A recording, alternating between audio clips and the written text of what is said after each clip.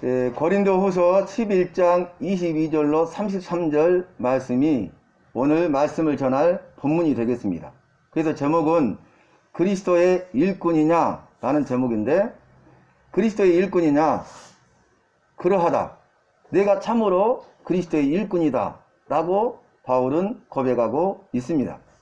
오늘 말씀은 고린도 교회 성도들에게 보낸 바울의 편지의 글인데, 말씀의 전반 부분이 너희가 다른 예수와 다른 영과 다른 복음을 잘 용납하고 받아들이는구나, 이렇게 말씀을 시작합니다. 그 말은 바울이 고린도 지역에서 복음을 전함으로 우상의 소굴이었던, 우상 숭배와 성적 타락의 도시였던 그 고린도 이방인들에게 복음이 전파되고, 그 바울이 전한 복음을 통해서 그들이 예수님을 알게 되고 예수의 영인 성령을 받아서 예수 믿고 구원받게 되고, 교회가 세워진 교회가 고린도 교회잖아요. 그런데 바울이 이제 복음을 전하고 다른 곳에 가서 복음을 전하는 사역을 감당하는데, 세계 곳곳을 다니면서 복음을 전하는데, 그 고린도 교회에 거짓 사도들이, 거짓 선지자들이, 거짓 선생들이 들어와서 바울이 전한 복음이 아닌 다른 복음을 전했다는 거예요. 그래서 다른 예수를 전하고 다른 영을 받게 하고 다른 복음을 받게 하였는데, 고린도 교회 성도들이 그 믿음을 떠나서, 말씀을 떠나서 다른 예수를 받고 다른 영을 받고 다른 복음을 받아들였다는 거예요. 큰일 났잖아요. 교회가 이제는 자기를 강명한 천사로 가장한 사단의 역사 가운데 있게 되는 거죠. 그래서 사단은 할 수만 있으면 자기를 강명한 천사로 가장해서 거짓 사도, 거짓 선생, 거짓 선지자들을 보내가지고 성도들을 미혹하고 할 수만 있으면 넘어지게 하는데, 오늘 말씀의 핵심이 뭐예요? 다른 예수를 전한다는 거예요. 그래서 이단은 뭡니까? 다르리 자 끝 단자죠. 그래서 처음에는 같은데 마지막이 다른 거예요. 그래서 이제 자기를 속이고 성도들을 속이고, 그래서 넘어지게 하고, 그래서 교회 공동체를 무너지게 하는 것이죠. 그래서 이제 그 거짓 사도, 거짓 선지자, 거짓 선생들에 대하여 말합니다.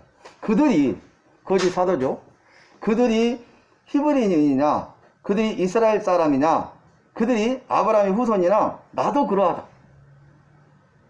그들은 히브리 사람이죠. 이스라엘 사람이고 아브라함의 후손이지만 그들은 거짓된 영에 붙잡혀서 거짓 사도, 거짓 선지자, 거짓 선생으로서 이제 그 사도랍시고 사도의 사명을 감당한다고 말하고, 선지자라고 하나님의 말씀을 왜곡되고 하나님의 말씀이 아닌 것들을 하나님의 말씀인 것처럼, 자신의 말을 하나님의 말씀인 것처럼 전하는 자들이 되었다는 거예요. 여기에 대해서 바울이 하는 말이 뭐냐면은, 나는 말에는 약하나 지식에는 부족함이 없나니, 이렇게 말합니다. 다음 장 내일 말씀 보면 나는 말에는 족하나 지식에는 그렇지 아니하다, 또 한 번 이렇게 말을 합니다. 그 말은 뭐냐면, 그때 당시에 이제 세상 철학, 세상 지식, 그게 철학이 중심이었잖아요. 그래서 헬라 철학의 영향을 받아가지고 그들이 세상 지식과 지혜를 추구하고 세상적인 지혜와 지식은 아주 뛰어난 자들이었잖아요. 그래서 그들은 아주 말이 능하고 논리적이에요. 그리고 그들은 아주 설득력이 있습니다. 사람의 마음을 어떻게 하면 그들의 마음을 움직이고 그들의 마음을 열 수 있고 그들의 마음을 감동시킬 수 있느냐. 쉽게 말하면 하나님의 말씀을 전하는 데 관심이 있는 것이 아니라 사람의 마음을 감동시키는, 우리가 하나님을 감동시키는 말씀을 전해야 되고, 또 하나님이 기뻐하시는 말씀을 들어야 되고, 하나님이 기뻐하시는 말씀의 삶을 살아야 되는데, 사람에게 중심이 있는 것이 아니라 사람에게 중심이 있는 것이죠. 하나님 중심이 아니라 사람 중심의 삶을 사는 것이죠. 교회 내에서도 이러한 세상 풍조가 들어와서 고린도 교회 안에 하나님의 중심의 삶이 무너져 버린 거죠. 사람 중심의 삶을 살게 된 것입니다. 그래서 고린도 교회 내에 하나님의 말씀이 없고 사람의 말로만 가득한 거예요. 위기잖아요. 여러분, 고린도 교회가 파당, 분열돼 가지고 나는 뭐 개바파다, 나는 베드로파다, 나는 바울파다, 나는 아볼로파다, 나는 그리스도파다, 이렇게 파당, 분열이 일어났잖아요. 그런데 이제 디모데를 보내서 수습을 해요. 근데 이보다 더 무서운 건 뭐냐면은 바로 다른 예수, 다른 영, 다른 복음을 받아들이는 것입니다. 그러면 교회는 소망이 없어요. 교회는 예수의 생명이 있어야 되는데 예수의 생명이 없는 겁니다. 성도들의 삶 가운데, 그들의 심령 가운데 예수의 생명이 있어야 되는데 예수의 생명과는 전혀 상관없는 무관한 삶을 살게 되는 것이죠. 그래서 그들은 착각하고 오해하는데, 천국 갈 걸로 착각하고 오해하죠. 구원받은 걸로 착각하고 오해하죠. 그런데 그들은 천국의 시민이 될 수 없고 천국을 유업으로 받을 수 없다는 것이 하나님의 말씀인 성경의 증거입니다. 어떤 분하고 이제 전화 와서 만나서 또 이야기도 듣고 상담도 하고 또 기도를 원해서 기도를 해드렸는데, 이분이 그래요. 교회에서 열심히 봉사하고 열심히 전도하고 섬기는 일에 대해서 앞장서고, 그리고 또 이제 주신 재능대로 50 열심히 연습해 가지고 50을 하는 거예요. 그래서 많은 성도들 앞에서 돌아다니면서 50 하시죠, 몸찬양. 이렇게 열심히 섬겼어요. 그런데 마음에 고민이 있는데, 그게 뭐냐면은 하나님 앞에서 한다고 하지만 사람 앞에서 하고 있는 자신을 보는 거예요. 하나님을 기쁘시게 하고 하나님을 의식한다고 하지만 사람을 의식하고 어떻게 하면 사람을 기쁘게 하고 그들을 감동시킬 것인가, 이렇게 생각하는 거예요. 그래서 이분이 그렇게 열심히 섬기고 자기 일이 아니고 세상 일이 아니고 하나님의 일을 열심히 했는데 그 마음속에는 삶의 이중성 속에서 고민하게 된 것이죠. 그래서 정말 내가 하나님을 기쁘시게 하는 삶을 살고 있는가, 이것이 하나님이 기뻐하시고 영광을 받으실 일인가, 칭찬받고 상받을 일인가, 이렇게 고민을 했어요. 그래서 어제 찾아왔습니다. 그래서 그 이야기를 쭉 듣고 나서 또 그분이 어떻게 하면 좋겠냐고 말씀하셔서 제가 그랬어요. 하나님의 일이죠. 너무 귀하고 소중합니다. 이것이 사람의 일도 아니고 세상의 일도 아니고 이렇게 하나님의 일에 대해서 열심을 내신 것 얼마나 귀하고 소중한지 모르겠어요. 하나님이 기뻐하실 일입니다. 그러나 일을 하기 전에 먼저 내가 하나님 앞에 서 있어야 되고, 내가 먼저 하나님의 중심의 삶을 사는 믿음의 사람이 될 때에 우리가 사람을 의식하거나 사람을 기쁘게 하는 것이 아니라 온전히 하나님 앞에서 하나님께 기쁘시게 하고 하나님께 영광을 돌리는 삶을 살 수 있습니다. 이렇게 말씀드렸어요. 그러면 또 다른 이야기를 하면서 어떻게 하면 좋을까요? 라고 이야기해서 제가 제 말씀을 하나님의 말씀으로 들으시면 좋겠네요. 그래서 제가 기도를 해드린 다음에 드린 말씀이 뭐냐면은, 지금 그에 말씀드린 그 모든 일들을 지금 내려놓으시면 좋겠습니다.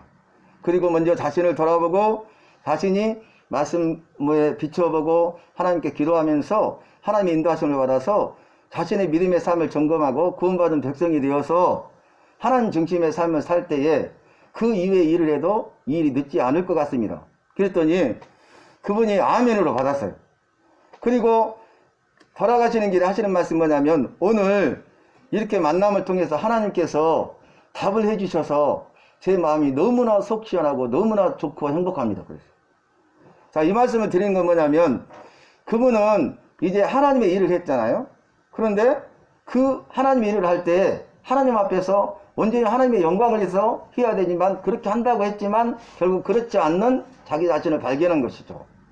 그래서 그 하나님의 음성 가운데 이중성 속에 고민하면서 그가 깨닫게 되고, 이제는 정말로 주님 앞에서 먼저 세워지고 그 다음에 삶의 우선순위를 정해서 하나님 중심의 삶을 살고, 하나님 안에서 우리가 이 일을 하든 저 일을 하든 그 일을 하든 적은 일을 하든 큰 일을 하든 많은 일을 하든 적은 일을 하든 상관없이 그 일을 해서 하나님을 기쁘시게 하고 영광을 돌리며 칭찬받는 삶을 살겠노라고 그렇게 말씀하시고 돌아가셨어요.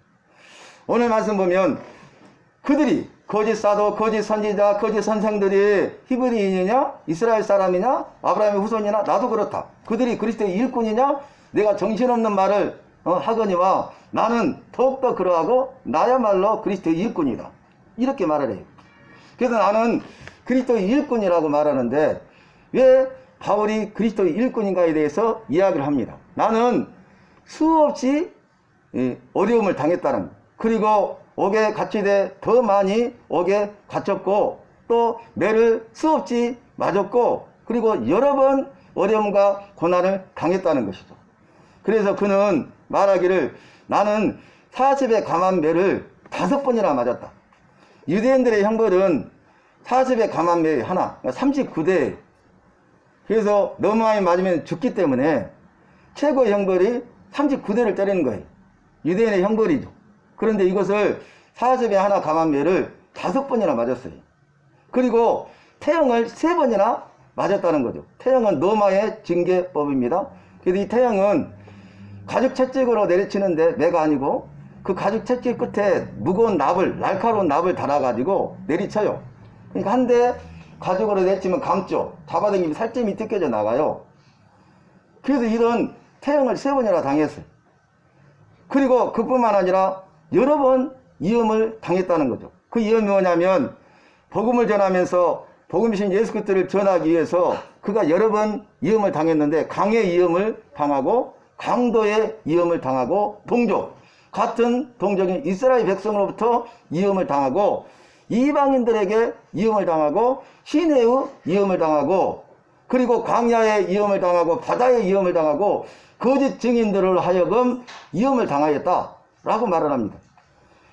여러분 바울이 이렇게 복음을 전하고 복음이신 예수 그리스도를 전하는 사도의 사명을 감당하면서 오늘 본문으로 말하면 그리스도의 일꾼으로서 그리스도 구원자신 예수님을 위해서 일하는 삶을 살 때에 이루 말할 수 없는 수없이 많은 어려움과 고난과 환난을 당했다는 것. 무엇 때문입니까? 복음을 위한 거죠.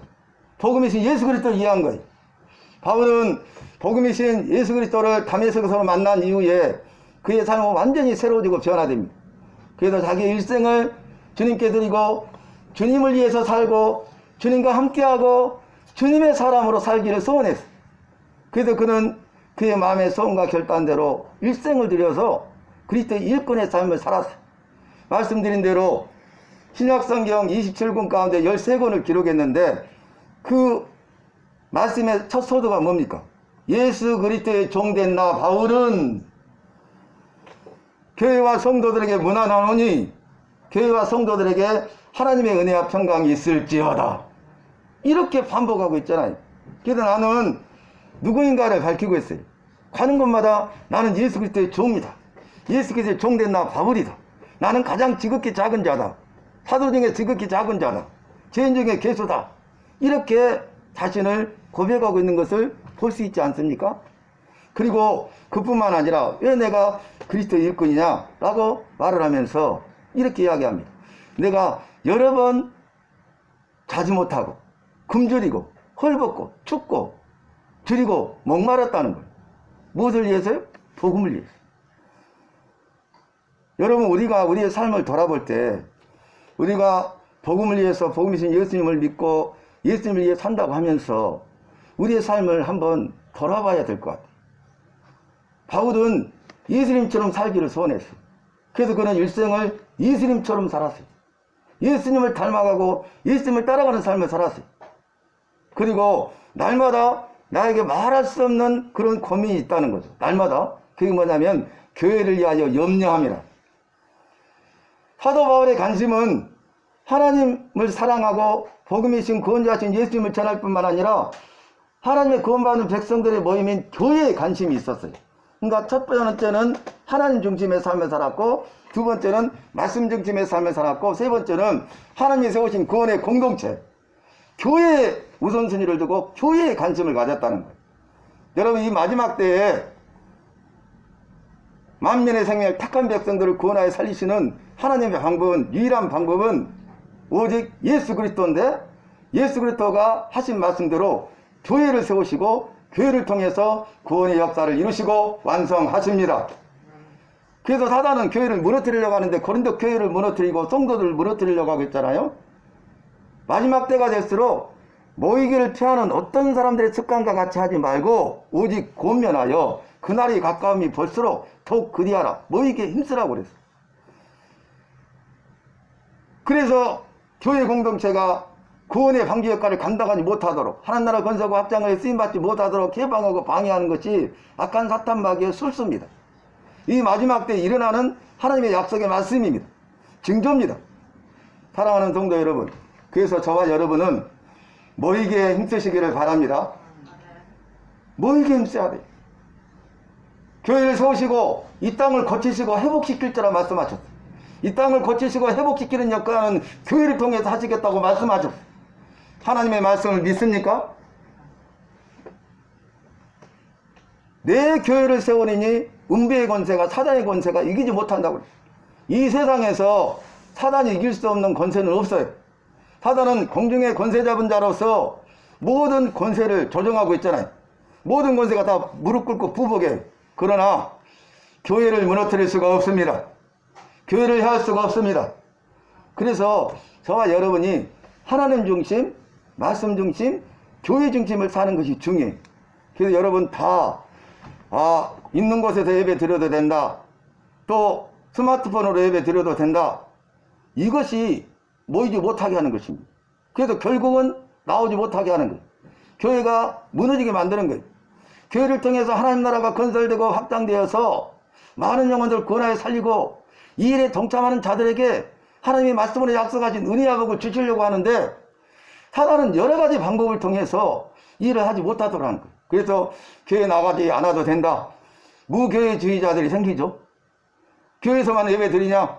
교회 꼭 나가야 되냐? 이 코로나 시대에 주일 성수해야 되냐? 교회에서만 드리는 게 예배냐? 여러 가지 말이 나올 수 있어요. 그러나 우리는 성경을 통해서 답을 찾아요. 성경.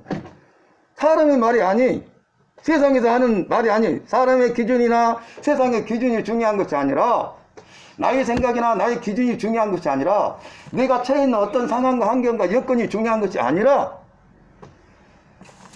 하나님의 말씀에 따라서 사는 사람이, 그 사람이 하나님 믿는 사람이, 하나님 말씀 믿는 사람이. 예수님은 자신이 가난해지심으로 말미암아 다른 사람들을 부유하게 하신 분이에요. 바울도 예수님을 닮기를 소원했기 때문에 자신이 가난해짐으로써 다른 사람들을 부욕해 하고 있는 거죠. 자기를 희생하고 헌신하고 있는 거예요. 예수님께서 자기를 희생하고 헌신하되 자기의 가장 최고의 것을 주셨잖아요. 예수님께서는 우리를 사랑하시는데 말로만 사랑한 것이 아니에요. 말로만 사랑하는 것이 아니라 자기의 목숨을 내어주심으로 사랑하셨어요. 예수님은 우리의 생명, 나의 생명을 자신의 생명보다 더 귀하게 여기셨어요. 그래서 십자가의 권한을 기꺼이 받으시고 우리를 죄와 사망에서 구원해내신 거예요. 예수님은 낮아지셨어요. 예수님은 섬기는 삶을 사셨어요. 그러면서 너희도 가서 이와 같이 하라. 나를 믿는 자들은 나처럼 낮아지는 자가 되고 나를 믿는 자들은 가서 섬기는 자가 되라. 내가 주와 선생이 되어 이렇게 하였으니 너희도 이와 같이 하는 것이 마땅하니라. 이것이 예수님의 말씀이, 예수님의 방법이. 그래서 교회는 가난해져야 됩니다. 성도들은 가난해져야 됩니다. 심령이 가난한 자는 복이 있나니 천국이 저희 것임이라 그랬어요. 이 땅에서 우리가 가난해지는 것은 천국의 영원한 생명과 소망이 있기 때문에 그래요. 방금 말씀드린 대로 바울은 수없이 죽음의 얘기를 당했잖아요. 목숨을 건 거죠. 죽으면 죽으리라 결단한 거예요.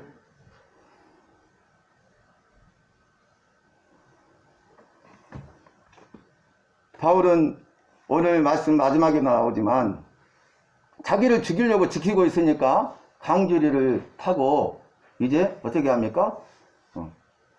열린 창을 통해서 성벽을 내려와서 도망가요. 또 한 번은 돌에 맞아 죽죠. 그래서 밖으로 내버려요. 성 밖으로. 근데 깨어납니다. 그런데 가서 또 복음을 전해요. 여러분, 예수님처럼 우리도 말로만 사랑한다고 해서는 안 돼요. 말로만 믿는다고 고백하면 안 돼요. 어려움과 고난이 올 때 그 어려움과 고난 가운데 우리의 믿음이 증명되는 것입니다. 우리의 믿음이 입증되는 거예요.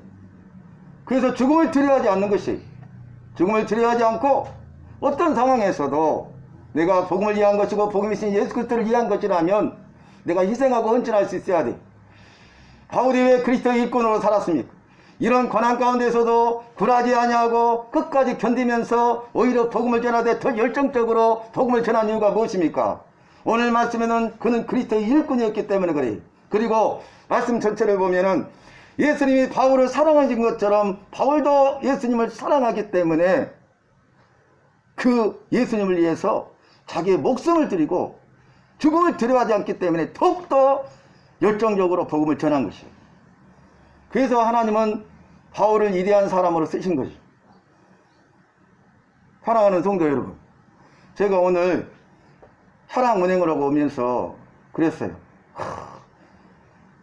은행나무 잎이 너무나 아름답게 물들었네요. 근데 이제 겨울 되니까 떨어진다고 그랬더니 조정대 권사님이 그래요. 그런데 목사님, 이 은행나무 색깔이 날마다 달라요. 날마다 바뀌고 변해요. 그러더라고요. 그런 그걸 몰랐거든요. 모처럼 이제 모시고 오면서 보니까 너무 아름다웠어요. 근데 날마다 보신 거예요. 날마다 변한대. 날마다 색깔이 달라지고 아름다워진대요. 마지막을 향해 갈수록. 그리고 나서 그 아름다운 색깔이 딱 완성되면 떨어진대요. 우리의 믿음의 삶도 이와 같을 줄로 믿습니다. 이와 같이 돼야 돼. 날마다 새로워져야 돼. 날마다 변해야 돼. 우리는 더 아름다워져야 돼. 우리의 믿음은 더 성장해야 돼. 더 강력해야 돼요. 변하지 않아야 돼요. 주님 부르실 때까지.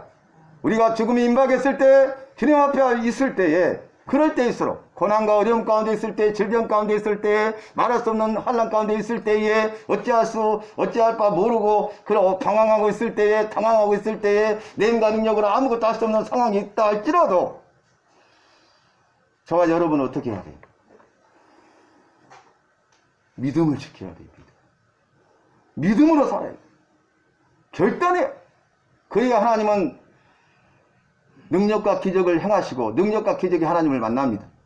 그래서 어제 결론이 뭐였냐? 하나님은 살아계십니다.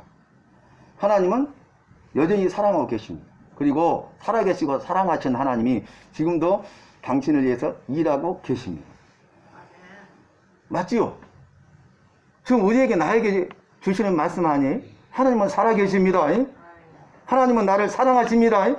자기 목숨을 내어주기까지 최고의 것으로 사랑하십니다.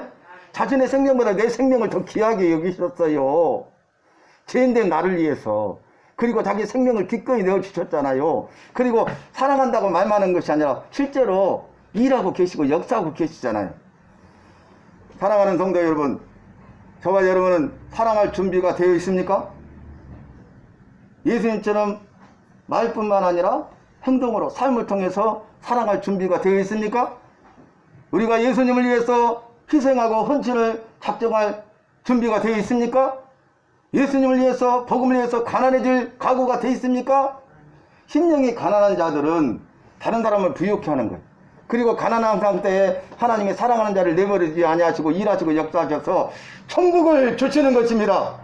천국을 소유하게 하시는 것입니다. 비워야 채울 수가 있어요. 비워야. 내가 가지고 있는 것들을 깨끗하게 말끔하게 비워야 새로운 것을 채울 수가 있는 거예요. 온갖 것들로 가득 차 있으면 더 이상 채울 공간이 없잖아요. 우리의 가정도 마찬가지고 삶의 터전도 마찬가지고 우리의 마음도 마찬가지잖아요. 우리의 삶의 영역도 마찬가지잖아요. 비워야. 그래서 저와 여러분이 이러한 삶을 살기를 원한다면 우리 주님 바라보면서 바울 사도와 같이 우리가 다른 예수, 다른 영, 다른 복음을 받지 아니하고 오직 말씀을 사랑하는 자가 되고 말씀을 사모하는 자가 되고 말씀에 열심을 내는 자가 되고 말씀대로 행하는 자가 되어서 그래서 예수님처럼 살 때에 우리가 섬김의 삶을 살고 나누고 비우고 섬기는 저와 여러분이 되시기를 예수님의 이름으로 축원합니다. 그래서 나누고 비우고 섬기자. 나비섬이잖아요. 나비섬. 나비가 아름답게 날아다니는 그 아름다운 섬처럼 우리가 나누는 삶을 살고 비우는 삶을 살고 섬기는 삶을 살 때에 하나님께서 우리의 마음을 아름답게 하시고 우리의 마음이 아름다워지면 우리가 바라보고 듣고 행하는 모든 것이 다 아름다운 세상이 될 줄로 믿습니다. 내가 아름다우면 모든 것이 아름다운 거예요. 내가 사랑이 넘치면 모든 것이 사랑스러운 거예요. 그래서 하나님은 내가 새로워지고 내가 변화되기를 원하고 나를 통해서 일하고 역사하시기를 원하십니다. 그 하나님의 뜻 우리가 깨닫고 하나님 앞에 인정받고 칭찬받는 믿음의 삶을 살아야 하겠습니다. 말씀의 결론입니다. 여러분, 우리가 사람을 사랑할 준비가 되어 있어야 돼요. 말뿐만 아니라 자신의 것을 하나님 앞에 들이대 예수님처럼 자신의 목숨까지도 내어줄 수 있고, 그러므로 말미암아 어떤 고난이 온다 할지라도 그 고난을 능히 이겨내서 참으로 우리 예수님만을 따라가는 구원받은 백성, 예수님의 제자가 되시기를 예수님의 이름으로 축원합니다. 그래서 여러분, 우리가 기도해야 돼요. 하나님, 내가 우리 주님처럼 사랑할 수 있는 마음을 주시고 사랑을 행할 수 있는 능력을 주세요. 하나님의 은혜를 주세요. 이렇게 우리가 간절히 구할 때에 하나님께서는 그 기도를 들으시고 우리와 함께 하시고 크신 은혜를 베풀어 주셔서 예수님처럼 바울처럼 나누고 비우고 섬기는 그런 삶을 살게 하시고 우리의 믿음을 지키게 하시고 우리가 구원받은 백성이 될 뿐만 아니라 저 하나님 앞에 섰을 때에 착하고 충성된 종아, 네가 잘했다 인정받고 칭찬받는 저와 여러분이 될 줄로 믿습니다. 바라기는 오늘 예배 드린 거 얼마나 귀하고 복됩니까? 저를 비롯해서 여기 있는 모든 사람 한 사람 한 사람이 한 사람도 빠짐없이 오늘 말씀이 내게 주신 말씀이 되어서 그 말씀대로 행하는 자가 되어서 말씀을 통해서 약속하신 하나님의 은혜와 복을 누리고 하나님의 능력과 기적을 체험하고 그래서 남을 일생이 주님한테 귀하고 복된 일생이 되고 주의 말씀처럼 좌우로나 우로나 치우치지 아니하고 경고하며 흔들리지 말며 더욱 주의 일에 힘쓰는 저와 여러분이 되시기를 예수님의 이름으로 축원합니다. 하나님 아버지, 주의 말씀을 받았습니다. 다른 예수, 다른 영, 다른 복음이 아니라 주님이 주시는 생명의 복음, 복음이신 예수 그리스도를 붙잡게 하여 주시옵소서. 예수님이 자신을 비워 다른 사람을 부여하게 하였던 것처럼 나를 희생하고 헌신할 줄 아는 믿음의 사람이 되어 나를 비우고 내가 가난해짐으로 다른 사람을 부욕케 하는 자 되게 하여 주시옵소서. 그래서 주님이 지으시는 영원한 것들을 부욕케 하시는 풍성케 하시는 주님을 만나며 간증하며 찬양하며 기뻐하고 즐거워하고 감사하고 감격하게 하여 주시옵소서. 우리의 생명을 자신의 생명보다 더 귀하게 여기시고 아낌없이 기꺼이 자신의 생명을 내어주신 주님의 사랑을 생각하면서 나도 내 생명보다 주님의 생명을 다른 사람의 생명을 더 귀하게 여기고 아낌없이 내어줄 수 있는 믿음의 사람 되게 하여 주시옵소서. 나누고 비우고 섬기는 자 되도록 인도하여 주시옵소서. 예수님의 이름으로 기도하옵나이다. 아멘. 감사합니다. 우리 이기루 집사님 특성하시고 준비하신 예물 믿음으로 봉헌하도록 하겠습니다. 여러분, 이제 코로나뿐만 아니라 일교차 때문에 독감이 유행하고 있습니다. 감기 조심하시고 영육간에 강건하시기를 바랍니다.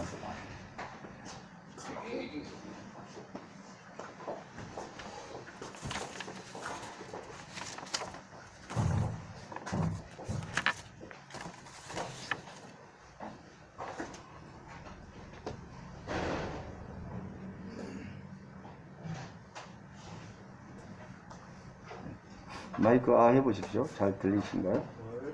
안 되면 이걸로 하시죠. 올렸습니까, 그거? 아까는, 예. 한번 해보십시오. 예. 괜찮습니까? 그럼 제 거 마이크 드리고요.